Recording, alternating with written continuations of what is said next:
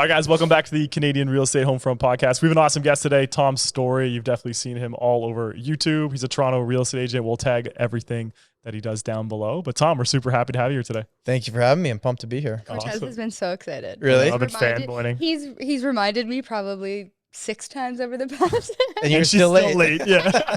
I was like, this one time, don't be late. Like, That's all good. I'm late often. It's all good. it's That's all so good. funny. Anyways, so yeah, I guess for our audience that don't know you, which would be rare because we're all in the real estate space, who are you and what do you do? Yeah, my name's Tom. I've been selling real estate for it's been 10 years now, which 10 is years. crazy. Yeah, we're on 8. Yeah, I got my license February 2014. Nice. Had just finished university, went on that little Euro trip that everyone goes on after school. Found yourself? To find yourself. Found myself, came back. Found myself. Wrapped up my courses, and then officially got started just the following year at the beginning. And yeah, it's wild. It's been 10 years. Yeah. Well, we have a lot of real estate agents who watch. So anyways, Tom does like short form YouTube stuff and also has a podcast.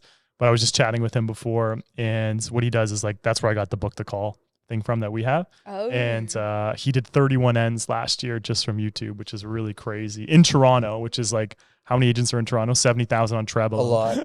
Yeah. It's been really interesting. Like the YouTube stuff started as like in 2015, at the end of 2015, I was at a real estate conference. And, you know, they're like, when you leave the day, they're like, just write down one thing you're actually going to do because everyone's too excited. I just wrote down video in capital letters because this was like, no one was really doing it then. So I'd make these little crappy 2-minute market reports called the Storey report. And I'd send send it at the time to my 120 people database. And I would put it on YouTube only because it would then allow me to embed it on my website. Oh, okay. And that's the only reason I started uploading on YouTube. Interesting. So it would be on my web, which is hilarious. Yeah. And then during the pandemic, actually, some of my old videos really started people were commenting and saying things like, this is weird. Like something's happening here. Yeah. And then I just went all in and did kind of longer videos and was more thoughtful with what I was posting. And now it's getting to the point where, every single week we're getting 3 or 4 appointments with people. And they've done their homework. They're educated. They know what's going on. There's lots of angry people on the internet too. Oh yeah, we know. Which I'm sure you guys know as well as me, and that's okay. Yeah. But 95% of the people they consume it and they move on with their day and they don't leave the angry comments. The 5%, they're just the loudest. So I remind myself of that all the time. Yeah, that's a good one. It's hard not to reply back to some people. I know. I've thought about it a lot. Steve on our podcast, he's the one. He's really funny with replies. I stay out of it. Hilarious. But yeah, people are just mad about things and you're never going to change their mind. So that's okay. Yeah. Exactly. Yeah, Do you find that because when I look at my old videos, I started posting videos in 2020. So it's now my 4th year of doing videos. Yeah. When I scroll back, I have tears of cringeness. I'm like, how did I think that was okay to post? Yeah. But it's such a growth thing that can get you from just beginning to get yourself out there and start speaking in front of people. For those first 25, 50, even 100 videos, no one's watching anyways. True. Right? So it doesn't really matter. By the time you're actually good, that's when people... Well, that's why I always ask people, whether it's in the real estate space or anything else, I'm like, who do you, if it's on YouTube, is there someone you watch on YouTube you really like? Yeah. Can you think of somebody? TomStorey. Yeah. But outside real estate, is there a content creator? Jordan Peterson is my main YouTube guy. And if you went to his channel and clicked on how many videos he's posted, obviously he was a professor and everything before, right. There's probably thousands. Yeah, sure. Rarely does anyone ever say to me, I look up to this person or I love what this person is doing, and then I go check out their channel and they're on video number 8. Yeah, true. They're always in the hundreds minimum. Yeah. Nobody that has a following that's a good point. is there. If I look back at my old stuff, I'm wearing a full suit and tie. I'm 24 years old trying to be this version of myself that's not me, but that I thought I had to be. And I'm realtor talking. And I think that's the difference. Interesting point, because I find that when I watch other people's content, despite the fact that what they're saying could be even just real collected data and stuff, the more they're almost presenting, you find that it's inauthentic. Yeah. And something that I listened to the other day is, which is a cool fact, is that authenticity is 4,000 times stronger than any other frequency like emitted from a human, including love, including everything. So when you're authentic, meaning I'm coming in my flannel shirt with my little dog sitting on my lap 15 minutes late. That's Brooke. But I actually have things to say, and people are going to listen because that's me, and I'm not 20 minutes early in a full suit, you know, trying to present and like show the world I'm something I'm not. I think it's great. Even like coming into this today, you guys didn't send me any questions, and I appreciate that because we don't do that. We don't do that on our show either. I don't want to have answers that I've thought about. No. Let's just go. Let's just talk. Let's just free flow. The conversation becomes a lot more interesting, and that's the feedback we've had on our podcast too. I think people like it because we don't know what the next thing we're gonna say is. Good. Yeah, it's so good. It almost makes me more anxious. It's funny because when Cortez and I have something to say, like an intro, or we have a sponsor or something, so I have to repeat something that I planned out. How many times do I mess up? Anthony's our producer, has to retake me saying just one sentence like 10 times because I can't do it. Yeah. Unless it's organic. Yeah, no, it's challenging to do organic. Yeah. I'm okay at it. Yeah. But I think it's like like honestly, I would practice in the car. Right. Like when we first started, like I was nervous, right? Like we started this podcast, we'd say we're going to do it for a year. So I would just think of topics in my head, or like I'd like role play with myself, which is so embarrassing to talk about. But even with clients too, right? Like being younger, the only way I gained respect from older clients was because I knew what I was talking about. And I wasn't just the same person. This is what I hate is every realtor, you know, the inflation number just came out and it was down, you know, they're just like, rates are going to come down. Like, you know, if you look at the market on a long enough time, everyone makes money, which is not true. No. So anyways, I think that what drew me to you and Steve's podcast was you talk about the good, the bad, and the ugly, which is important, right? Like you can't just be a realtor pumping stuff all the time because you're never going to make it because everyone's going to see right through that. So what I liked about you was you said the bad things too. I think it's also like when you got into the industry thing, not that those are the only people, not that just the new people are the ones trying to pump the market, but you have to have actually been through it and sold through different types of markets. And, you know, I'm only 10 years in, but I've seen craziness. I've seen 2 dips specifically in the condo market that like really changed. In our market in the GTA, there's no nice market. No. It's like craziness this way. It's this roller coaster. We can't just have a nice market. But if you look like the newer agents now that are getting into the business that maybe, you know, started getting their license in 2020 because real estate's easy to sell, everyone's making all this money, look what's going on here. They're like, okay, well, how do I find people? How do I find clients? And they see all these other people online that had 10 years of experience before they ever talked in front of a microphone or had opinions on something. They're like, well, I have to do that. Yeah. And if I talk bad about the market, no one's going to call me. Yeah. And it's creating this whole thing. And that's why I actually stay off TikTok. Yeah. I have an account, but it's not, I got deleted off my phone. Yeah. I don't post there. I just like, I don't actually consume a lot of real estate content. I just make my own and then I move on. Yeah. That's a good way to do it. Yeah, for sure. That's good. I try to be, so when, like I like to read a lot of the TikTok things that come up, and since it's an algorithm, it always gets geared to, I guess, what I spend more seconds on.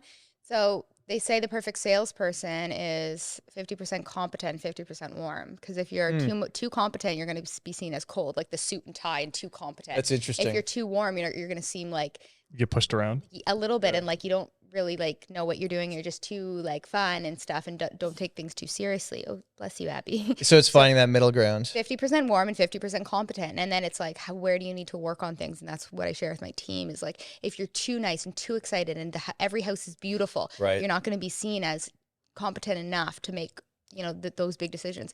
And if you're too matter of fact, you cold. Also want to have that aura to you that people want to work with you. So I like that. That's a good point. Isn't it good? It's, I mean, it's personality styles too, right? And it's not just, so there's the you side of things. If I look at like the realtors that sell the most amount of real estate, they're not necessarily the best on paper real estate agents on negotiating, on all those other things, right?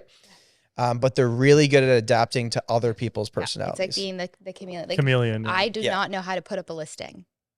I don't. I screw up every time. I did one while my assistant was off, but I'd argue that's not really your job. Right. Yeah. Thank you. Because like it's funny sometimes. It's just like I screw up these little things, but it's like a good salesperson will delegate the tasks that they're not good at to hone in on what they're very good at, which is now the bulk of my day is only doing the things that I'm good at. Yep. And all those little tasks that I'm really not good at sitting in front of a computer and filling in blobs of paperwork. No, I have no idea how to upload a deal. I've never done it. Okay, thank you. You're not the only one. Oh my gosh. And people make fun of me, but it's like, that's just not, it comes along with being a realtor, but learning how to delegate those tasks is also the sign of a very good, salesperson, so that you can be the best agent for your clients because you're not spending so much time doing those little things. I think that's the thing that a lot of people miss is like, I have to be the one that does this. Yeah. It's like, no. What does your buyer or seller actually care about? Yeah. That their job is getting done. Yeah. They don't have to see you uploading. It doesn't matter who uploads the listing as long as everything's correct. Yeah. Yeah. And if you could just spend your entire day doing the 3 things that move your business forward, with meeting with buyers, meeting with sellers, and showing properties, your business would grow. But all the agents that get stuck is because they can't give up. They're like, well, no one can write a listing description like me. I'm like, you want to bet? ChatGPT can. It's better. Yeah, it's actually way better. No, it's so true. It's and it frees up a lot of your mental capacity too, because those things that we're not good at drain you. And then we think that owning a business, we have to have everything in order, but having the people around you to help support you underneath, because put it this way, if you're good with people and good at sales, you're likely not going to be good at color coordinating your calendar and being on the computer at the same time. It's one or the other. And if you're good at both, then you're not as good as you can be in one of those areas because they're so opposite. Yeah. About 5 years ago, I guess, 2019, at the time, it was like our best year ever. Yeah. Right. And our goal was always in the Royal LePage community to make chairmans before I was 30. And we did it at 28. And I'm like, okay, cool. And now it's been 5 years in a row and I'm just scared not to make it now, but that's a whole nother conversation. Very good. And I remember at the end of that year, so I didn't have a kid yet, but like it was in the conversation. I was like, hey, what does the next 20 years of my life look like? Like, what am I trying to build? Also, I was approaching, I was 5 years in the industry and I knew a lot of people that were super successful. They're like, year 10 is when real estate agents break. The ones that just work and take no time off and don't have structure, that's when you have like the mental breakdown year. Yeah. I'm not interested in that. And I've seen enough people who I love go through that and kind of tell me like, hey, listen, you gotta like figure things out. Yeah. So I had a meeting with my team and I was like, I no longer show properties. And at that year, we were 70% buyers, 30% sellers. Wow. It's a lot of business. So did you only take on listings and then... Yeah. So then moving forward, like my job on the team now, I educate the buyers. I source a lot of the business through the content, through the follow-up systems and all the other things we do. But my team members show the properties. Yeah. I'm still there to help go over strategy and negotiation and what we should do on specific properties. Like I'm a numbers person, but my value to our buyers is not showing them the properties anymore. Yeah. It's making sure that message is clear and that they still feel like I'm a part of it and I absolutely am. But like, doing that probably got me back 70% of my time. Amazing. Because I find that sometimes, because I have like a large team too, I guess probably not as large as you. How many people are in your team? 6. Okay, so similar. And I find that people that come in directly, like say through my social media, want to work with me. So then it's finding that way to not pass them off, because I love every client that comes to me and has questions and that fires me up. But then in doing that, like if I get a team member to show them, so I like that you say the message is clear, right? Yeah. So it's like, I have like I can tell you exactly we were just talking about this actually before. Yeah. It's basically like, I will still do the buyer consultation. They booked a call with me, they get everything, right? It's about a 45-minute to an hour kind of breakdown and everything. And at the end, they'll go like, okay, so, after we get you pre-approved and all that kind of stuff, this is how our team works. We built a team to make sure that you never miss out on a property. There's always one of us available. You still get access to me for everything, but I wanted to talk with you today first to figure out your personality style, like going back to what we were talking about before, to see who I think would be the best fit on our team to show you properties.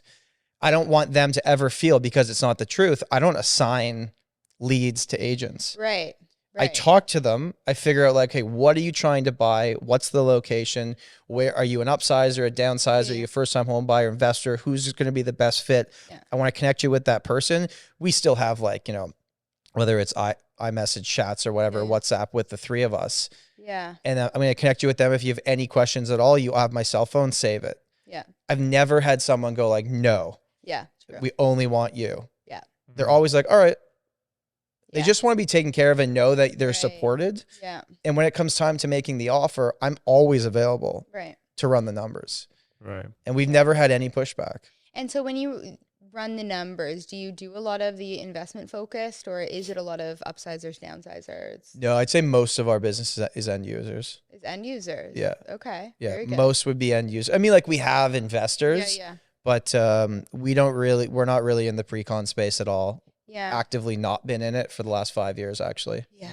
I don't do as much I started pre-con. That was how I got into real estate. I think pre-con agents don't like me Well, I don't think they like us Yeah, either. yeah. That's because I speak my opinion on it. Yeah. 40% markup is not. I just don't understand. Yeah. I think the public, what we have to acknowledge is that the marketing companies that the pre-con agents hire or the developer hire, they do a great job. Amazing. They do a really good. You have to give them credit. Yeah, They yeah. can make or break the project. Yeah.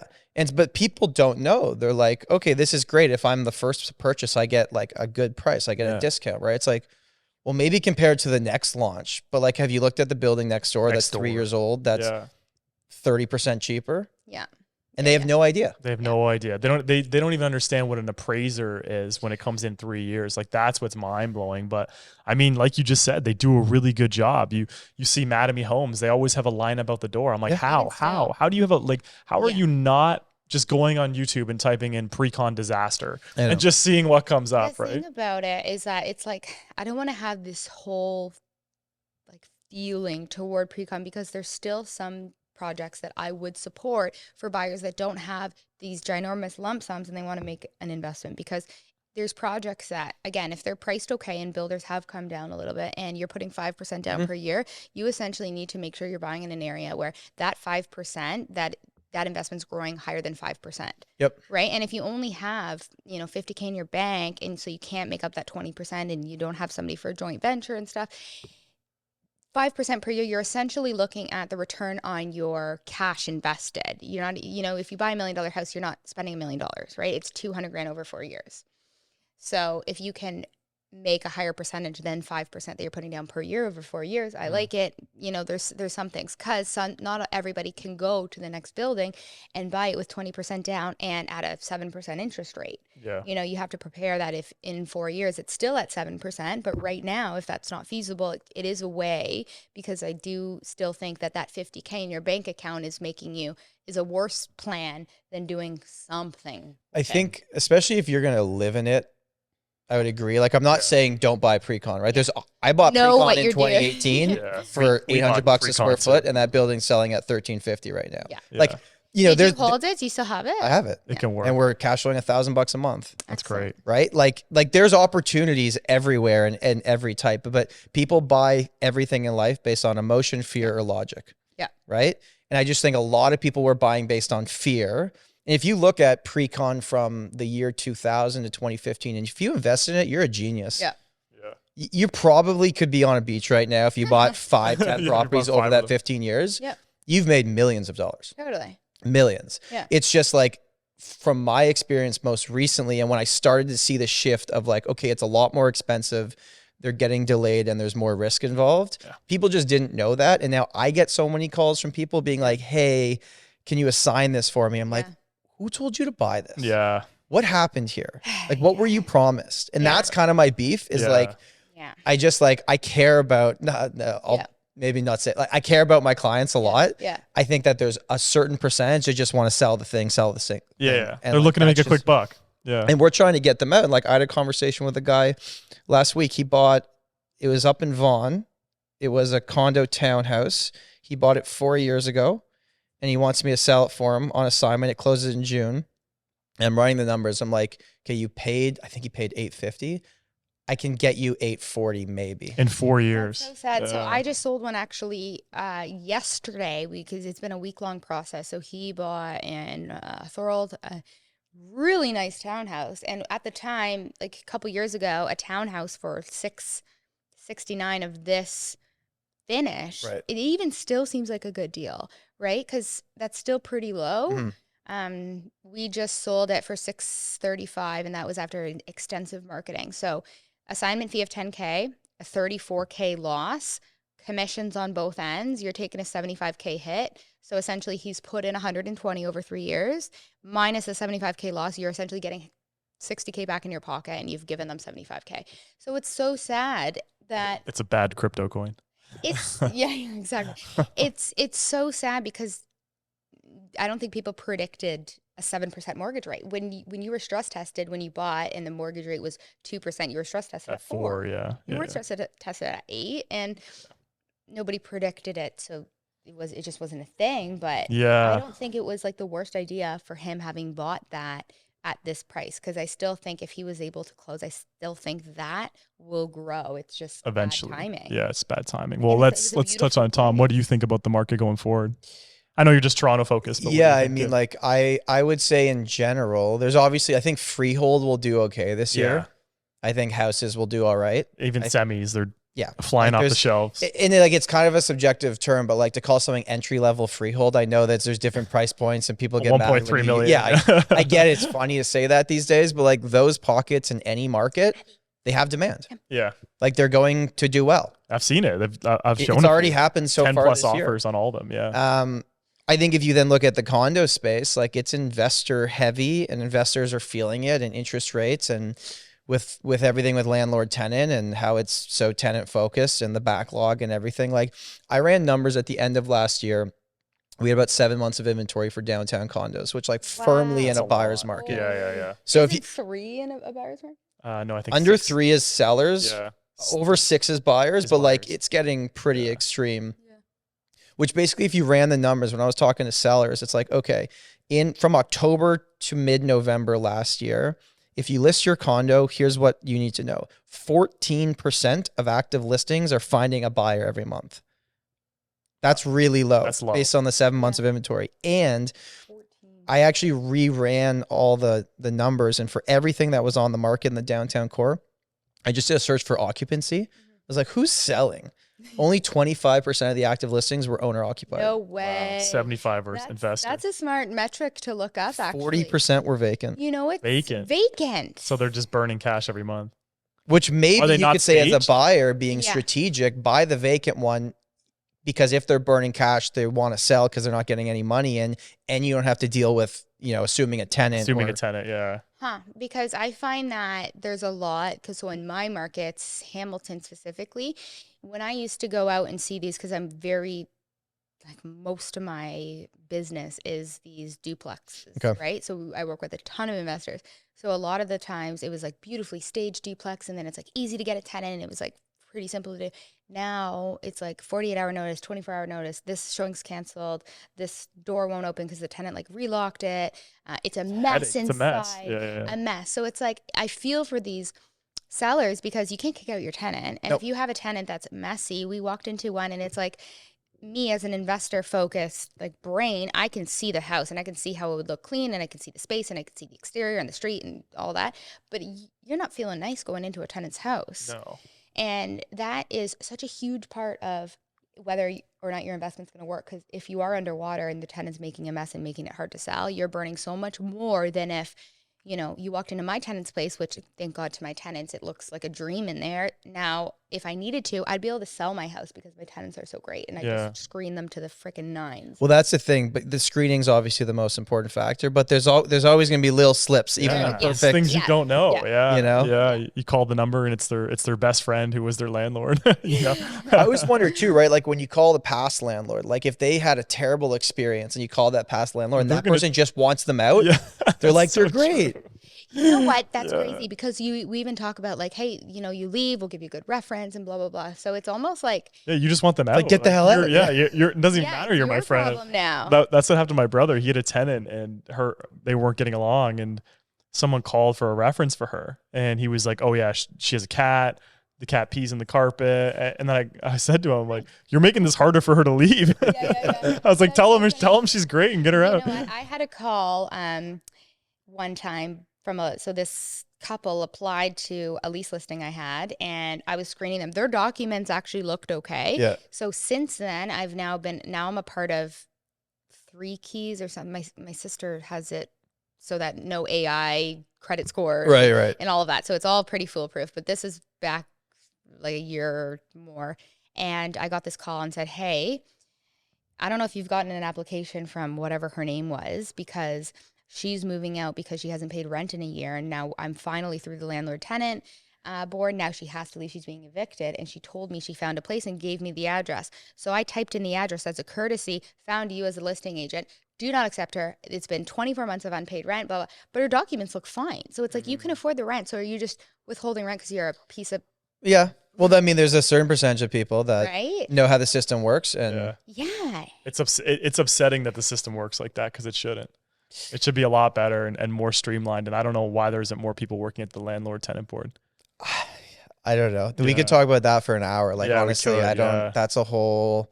Yeah. It's such a tough, even now for our buyers, when we're setting people up on their initial searches, I'll say to them, like, maybe when we start this search, we don't include tenanted properties. Yeah.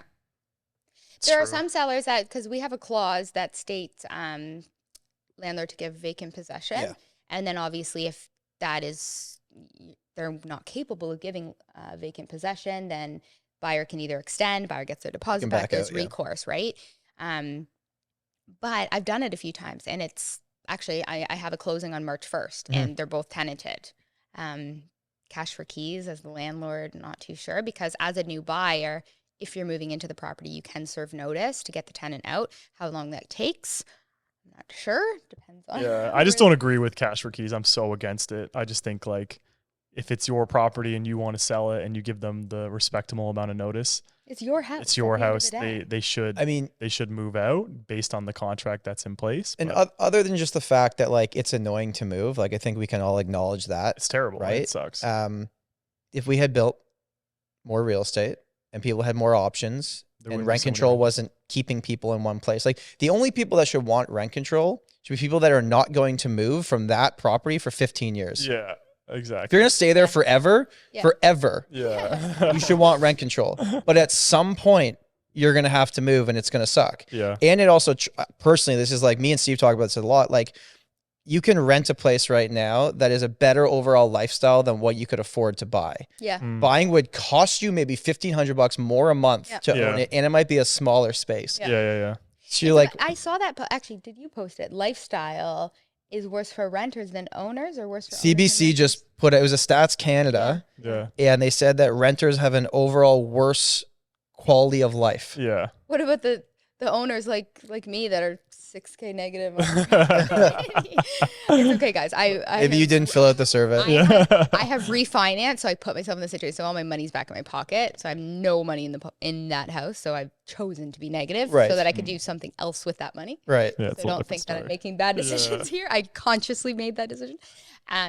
But there's a lot of sellers that are hurting. Like yesterday alone, my day was horrible because of selling for losses. And the sellers call me knowing, and I'm like, I can't get you what you bought in the peak. Yeah. And it's in a worse state than when you bought it. Yeah. I can't get it for you. So we know we're going to sell for a loss, but then the loss, closing's happening soon, is way more than expected. And it's like, yeah, it's only so much we can do. We can't. It's delivering. I mean, I learned this in 2020 because when the rest of the market went batshit crazy and they went up, condos dropped 10% that year in downtown Toronto. And I remember at one point I had 22 active listings, and my job every day was just calling people with bad news. Bad news. Yeah. Hey, this one came to the market 10 grand lower. This one just sold its condition. Like, or if you want to be in the percentage that moves, and what's crazy is then to start the next year, then it went up like 15% in 3 months. It's wild. And this is a market now. Like, I've sold a lot of properties last year. Luckily, I didn't help many of them buy it. That's a bit more of an awkward conversation. Yeah. Oh yeah. That's way bought worse. at the peak. Yeah. That hasn't happened yet, really. But I've helped a lot of people get out of things, and I'm like, I know you paid this, and you don't want to tell them they absolutely overpaid, but it's like. So that's an interesting thing to talk about too, is because sometimes sellers come to me and they're underwater. Okay, Brooke, it's $1,400 negative per month. I need to sell it. Okay, so $1,400 negative per month. Let's times that by how much you're negative in a year. Okay, and how much principal are you paying down? Okay, so essentially you're going to pay what is that? 15 grand over the course of the year. Okay. Can we essentially make do anything or hold on to it, that you'll make 15 grand and then some, right? Because bleeding 1,400, if you can just muster it up, because we expect rates to come down. At some point they will. At some point they will. They're not going to stay this way forever. If you're going to put aside 15 grand in negative, even if a lot of that and most of it is going to interest, a tiny portion is going to principal, but can we, if next year is it going to be worth 15 grand more, and then you're washed, and then plus some. And 15 grand's a reasonable number to work with. Like I had a conversation recently with a guy that his pre-con's closing. We didn't sell it to him. Like this is just the people I'm trying to help people out of situations. And he's like, I need to rent it for 4,500. Oh. To break even. I'm like, great. And I'm looking at the numbers. I'm like, how does 2,500 sound? And then so we had the same conversation. He's like, well, I don't mind losing this if in 3 years you think I can sell it for this. And I'm like, can't guarantee it, but because what they paid for it when they bought it was already premium, and the market hadn't even caught up to what they paid 4 years ago. I'm like, I don't know, man. Okay. Another thing with PreCon, it sounds like you and I are having very similar conversations. And I've run this whole spreadsheet. So renting for a year, not only are you okay? So let's say you're negative 2,000 per month. You're negative 24,000. Okay. Yeah. Now you get your HST back because you've rented it for a year. Now you're washed. Yeah. Okay. So now then how long can we hold on till it's maybe, a little bit higher than that, right? Because selling it for a loss because you're negative 2 grand, paying the HST because now you haven't rented it for a year and you're an investor and not moving in. There's other things to consider that can make it look more stomachable, essentially. Like it's like, okay, I see the way you're seeing things, so it's very good to like not freak out. Oh my god, I'm 2,000 negative. Get rid of it, because you're forgetting that you get your HST back. You're forgetting that next market could be better. You're forgetting that this was an investment and you don't have to sell at a loss because you're scared. It just might mean short-term pain, and we can set it up for as best as we can. Again, we're not the ones that sold it, but and that's the thing, and that's where you have to ask, like, okay, your mortgage amortization, like I'll ask people, how much is going to principal? And if it's like one of those really bad, like variable rates where it's like the static payment and it's like, 83-year amortization or something. I'm like, okay, at this point, you're just paying rent for this property, even though you think you own it and you're losing this much. So maybe if this is stressing you the hell out, I can get you out. It's not going to look good, but like we can get you out of this. But if 50% is going to principal right now and you're making decent payments and you're losing, like, if you sold this right now and took this chunk of money out, what would you do with it? Right. Yeah.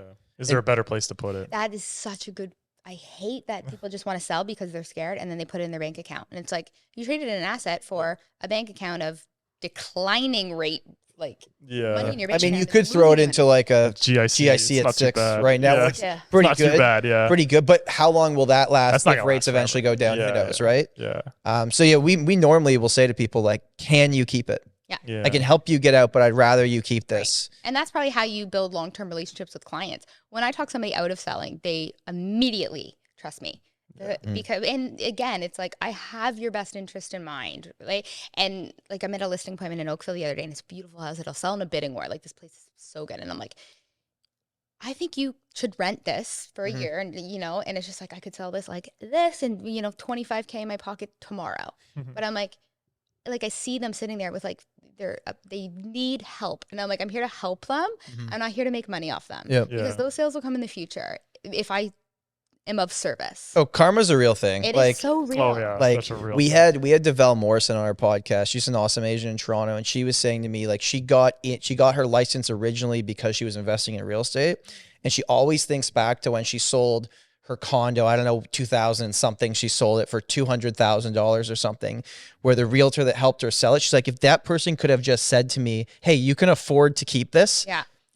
And you can keep it as a rental and still buy the next place, like how even more far ahead I'd be now. Yeah. But a lot of people just don't have that. If you don't do it yourself, it's kind of hard to give advice. For sure. It's true. I think that's why I have the trust in a lot of clients, because I show them, well, I bought this and I refinanced it, then rented the top floor. You needed those 2 units, then we move it on. I've actually moved the same down payment to 3 different houses. I'd be curious for you guys. This is kind of off topic, but I think it's interesting. So we ran a poll on our podcast channel. We asked people, like, what is the main reason you would hire? You guys should be running polls.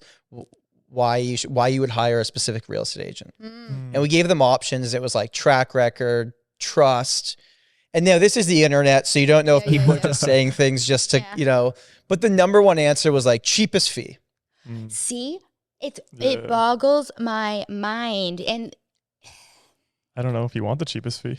you pay in a listing, if you're paying 1%, you're likely not getting video media, staging, professional photos, paid advertisements, the outreach of being on both boards. Like there's so many things that my fee goes toward. I end up, if I'm charging 2%, I end up probably making 1% because a lot of those dollars are spent. Yeah, because we invest heavily. Invest in your listing. Staging isn't cheap. Staging is not cheap at all. So how much money are you leaving on the table? So if you're paying 1% less in commission, you're like, well, I saved all this money. But if you're making $50K less in your listing, now you've essentially paid 5%, right? Yeah. I always just like showing them the numbers, and especially like you don't pay me unless I get you what you're looking for anyways, right? Really? And anyone can list your property and put an MLS. There is zero skill to that. No, That's not why admins are doing it anyways. right, there you go. Right? Like to actually get it on the system. And even like it's funny, it's like, well, will my listing be on this site or this site? It's like we're working on it right now, like in our listing presentation, having this new like funnel built to show them like realtor.ca is the Canadian hub. Yeah. Every other site below it, Royal LePage, Remax, whatever you want to say is below that. Then below that is the apps. Yeah. House Sigma, listed, whatever. Here's the funnel. Anyone can put you here and get you here. Yeah. Like there's zero skill. That should not be a reason that you hire them. That you hire us. I was going to ask you, just to change like gears here. So you guys talk about like a lot of economic stuff too, immigration, building permits. Cortez loves to talk about immigration. Yeah, this I love all that kind of stuff. So I guess like my long-winded question here, if what I see is a slowdown in immigration because Canada is not as attractive as it once was. Probably. Would you move to Canada if you were from, say, India? Is that somewhere where you would consider, or would you look elsewhere? Being a Canadian, that's being like really a guy, like knowing what I know, knowing what you know, and like you're not TomStorey, you don't have a #1 team in Canada, and you're just trying to build your life. Would you come to Canada? Wait, where's specifically he coming from? Toronto? Where's he coming from though? Anywhere you go, India, China. It depends where you're coming from, because if you're coming from Florida, maybe not. Well, no, I'm saying like the most we get, like the most people that come here are Indian. So okay, like, so you're living in India. However, we need to like depict his life. We don't need to depict it. No. We just need to. Coming from, because a lot of he's people. TomStorey. He's in a different country. You're making this too complicated. He's coming from he's coming to Canada. Okay, would he pick Canada? But if he has a good life in India, maybe he doesn't. But if he has a bad life, if he's leaving, he wants. Well, to I can find tell you. So Amrit, who's worked on our team for the last 3 years, he moved from India to Canada in 2017. Worked at PwC for a bit, got his real estate license, and then joined our team. And he's been doing absolutely amazing. And we talk about this all the time. Yeah. And I think there's a few factors, right? Like, let's say that's the scenario. I'm living in India and I'm looking to move somewhere, and I'm looking at Canada or the States probably is like where I'd start, right? I think it's a lot harder to get into the States. I think a lot of people use Canada as a stopgap. The gateway, yeah. Right. So, and then it's culture. Regardless of what anyone says, I know some people say people that come to Canada should maybe form more to what the Canadian means, but I don't even know what that means anymore. It's all over the place. And I think especially Toronto, like this city is awesome because we have all the different cultures. Yeah. That's why our food is amazing. That's why our art scene's amazing. That's like, we have everything, and that's why it is what it is. Toronto is one of the most diverse cities in the world, in the whole world. Toronto, and that's why I like it. Yeah, like it's really cool. But if I was moving from somewhere to somewhere new, there's security knowing, oh, there's people that have been in my situation that have also moved there, and there's cultural things that I have back home that I can go find. Yeah. Right. So that would probably be like an important factor to me, and then it comes down to like opportunity. Yeah. And I've seen a lot of the news stories about, you know, people saying they were lied to about what it's like, and they're going back home, and just like whoever, because like this year is going to be an absolute shit show in the States with the presidential stuff, right? Yeah. Regardless of where you stand on anything, like someone's going to win, and half the other people are be like, I'm leaving again. Yeah, they always and then they never leave. We're going to Canada, and they never. But they never do it. They don't want to come to Canada. Yeah. Our politics ain't. Our politics are a mess. I think it's like, you know, Chris Ledham, who owns our company, there's always a saying that he says to me. It says, what is the outcome you're looking for? And I talk to my team about this all the time. So, or when you talk with buyers or sellers, like, what would success look like to you in this situation? So you can kind of like frame the outcome. And I like that, even just to ask for life. Yeah. So if I'm moving to Canada from India, are the people that have come here and are not happy with the situation, were they sold on something that wasn't true? Did they have too high expectations? Were they like, I don't know, because I didn't go through that. Right. I think it's a pretty great place here. And I think the fact that we welcome people is amazing. Is it going to put some level of stress on transportation and infrastructure and housing? Of course it is. Yeah. Of course. But it also kind of makes us who we are. Right. I think even too, like how safe, like I know it's gotten worse, but how safe it is. Like I live alone, right? And then I'm in a semi. Right. So I hear footsteps in the middle of the night all the time. It's next door. But then Abby wakes up and barks, and I'm like getting up with my flashlight and Abby, and I'm like, I'm going to kill you. But I know that whoever's breaking in, no one's breaking in. Right. I just mean it's like if for some reason they don't have a gun. Yeah. Most likely. We were just in Fort Myers visiting in-laws, and I think they just changed it there where like you can carry a weapon, like you can't see it, but you don't need a permit anymore. You just can just carry. You can just be packed.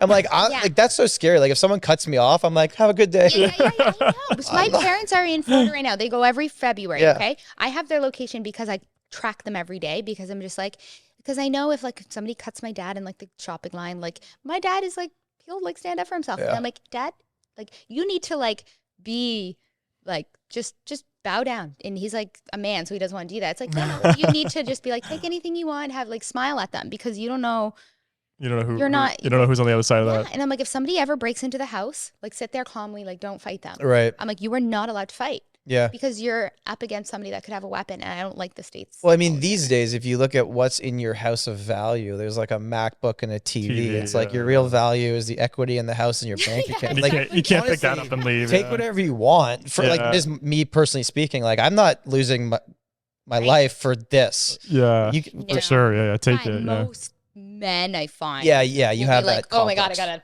fight. Listen, back. if my kid's at home and my wife's at home, that's a whole different conversation. Yeah. Okay, yep. Absolutely. Yeah. Then it's like, because then you're protecting your family. 100%. Yeah. But it's like, I like tell him, I'm like, Dad, you're in Florida. You're not allowed to fight. Yeah. Just don't get into trouble. Just don't get into have trouble. a margarita. Okay. So I like that. I like that you still like Canada and you still think it's, but like, I was born here and it's been good to me. Mm-hmm. Right. Yeah. So like if I was born here and Canada wasn't good to me, I'd probably have a different opinion. Yeah. If I struggled to pay my bills every month, like a lot of people are right now. There's so many people in that scenario, or people that are renting and they feel like they're stuck and they're never going to be able to get to this home ownership goal that everyone's, whether it's for some reason right or wrong, you're told that your whole life that you should own a piece of property. Yeah. If it's for yourself, it's not investment anymore. It's a liability. People don't understand that. If you're buying a house to live in, essentially it's a liability. If you're renting and you have investment properties, then all of a sudden you're on a different trajectory, I suppose. But if you're just buying $1 million house to live in, it's 100% a liability. Oh yeah. Having the goal to buy investments where essentially it doesn't need to be the city that you work in because you're not living there. You're going to rent it out. I see that as being a great goal. Well, I mean, in our industry, right? Like real estate agents, sometimes when I'll do presentations, I'll like do a really quick slide on like, you can sell homes until the day you die, the last breath you take. Are you investing in them too? Because I'm telling you, my retirement plan is not to sell real estate forever and just work. No. I own several properties and they've done well for me. And guess what? I'm holding them forever. Yeah. So I don't really, yes, the interest rates aren't great right now. Yeah. And have some of them gone down in value? Of course. Yeah. But in 20 years, am I going to care? 25 years, you're not going to care our about mortgages are going to be paid out. So all of my houses in 25 years or 22 or however long my amortization is left, those are mortgage free. Now those are my retirement. Now they're all worth, well, I have one condo, but the house is $1 million. So how far it's gone up in 25 years? And you think rent's going to increase in the next 20 years? Exactly. For sure. So, Probably. But at one point, the curve becomes your mortgage pay down and the rent increase. So now it's exponential in terms of as it gets paid down. It takes a while to get there. It takes a while to get up, but then there's the curve where it's just like all kind of in your favor almost. Right? Yeah, it takes a while. It's a long game. But I'm 29 years old. When I'm 54, to have multiple mortgage-free houses, that is my retirement because I don't want to sell 100%. Houses at 54. And I don't understand. Like I have some money in the stock market, but like I don't pretend to be an expert in that. Yeah. I have people that help me do that. Yeah. I understand real estate. Yeah. I've been obsessed with it for the last 10 years of my life. Yeah. So I'm going to invest into the thing that I understand, You know and I'm the going to best. hold it forever. Yeah, for sure.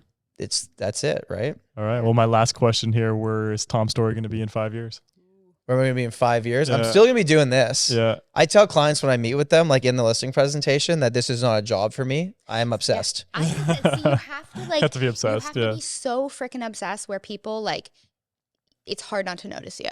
And not because you're trying to be vain and be in people's faces, but it's just because you're just like you emit authenticity, back to my point. And then you can't miss it. You just can't not see it. I think the 5-year question is interesting because if you asked me 5 years ago, I probably would have undersold what was possible because you kind of don't think far enough ahead. If I had said this is it, I probably would have hit that bar. But I think we've gone way past that bar in the last 5 years. That's awesome. So I don't know. I'm still going to be in real estate. I'm still going to run a real estate team. I'm going to be in Toronto and we'll see what happens. The market, who knows what the market will do. Yeah. But I know if we educate enough people, we're honest with them, we give them the advice that they need, there's going to be, like we talked about before, the 5%, regardless of what you say, that are going to be angry that you're a real estate agent and you make money in the market. Like, that's okay. Yeah, it's okay. Yeah, that's okay. Yeah. But we're just going to try and help people. And like our clientele has matured with us. And we have very, very strong retention with our database. And the only people we lose is because they start dating a realtor. You're not going to win that battle. Yeah. Or we've had quite a few clients that actually found me through YouTube because they're interested in it. We help them buy a place and now they're getting their license. Yeah. Yeah. Right. So it's like, I'm just going to focus on what we can control. Yeah. And I guess I'll leave it with this. I've been obsessed with this thought process that if you're really, really good at what you do, if you provide a not just above average, but like a very good client experience, you are doing your market a disservice if you are not taking marketing seriously and finding ways to be the one that gets in front of those people. I like it. Yeah. Like we've talked about this a few times already. Like this is what we do. There's a percentage of the market that is out there that is just trying to get their next check. Yeah. And move on with their life. Yeah. And if we can save people, like taking a saying from Taylor Hack, we can save people from 3-star experiences. Yeah. That should be our goal. Love it. So if you're good at what you do, tell people. Yeah. It doesn't have to be egotistical. No, it's so true. Like back when I first joined Royal LePage Signature, there was like a realtor.ca lead came to my listing or something. And anyways, one of my team leaders at the time said, you are doing them a disservice if you personally don't call them. And I'm like, huh. And it stuck with me. So it's cool. They like hear it so many years later and it just remind me of that. Yeah. Well, the good ones in any industry, I hope should do the most amount of the market share because they're then saving all the complaints we hear about our industry. Yeah. Not always, but are typically coming from a group that don't make it past 5 years, that are in and out. We call them tourists. Tourists. Yeah, that's a good one. I like it. I like it. Anyways, guys. We hope you enjoyed this episode. Tom was great. Hopefully you'll come back on sometime. We'd love to. Awesome. Real estate agent or not, I think there's a lot of value in this episode. If you want to book a call with Brooke and I, you can do so in the first link down below, and we won't be offended if you want to book a call with Tom either, because he's pretty good at what he does. Well, hopefully we our brokerage is so big, huge, that we just realized we're part of the same brokerage. Yeah, we've never met. Yeah, never met. Separate locations because our brokerage has multiple locations, but we're part of the same brokerage. There you go. Hilarious. Yeah. No, there's a way to. Wait for us to work together. Yeah, and collab. Yeah, you never know. Like and subscribe, all that good stuff. Please leave us a review and follow us on Instagram, and we are on TikTok. Tom hates TikTok, so you won't find him there. Platform. But if you want to follow Tom, he's got a great YouTube channel, just at TomStorey. Yeah, and then same on Instagram. I think at TomStorey team, but we'll tag him. Yep. We'll tag him, and we'll have lots of reels of this episode to come out. None of me, because I impulsively dyed my hair dark. I know everybody knows me as a blonde, flowy hair. I put dark hair dye in my hair to dye some of the light brown strands, dark brown, and it all mixed together, and I have dark hair. So these reels might have my voice, but hopefully not my hair. We're a little camera. You don't get AI. I can probably fix it. AI will fix it. I have black hair today. No, you can't see it. It actually looks blonde, so you're good. Anyways, we'll see you guys next week, and thanks, Tom, for coming on. Thanks, guys. Take care. Bye.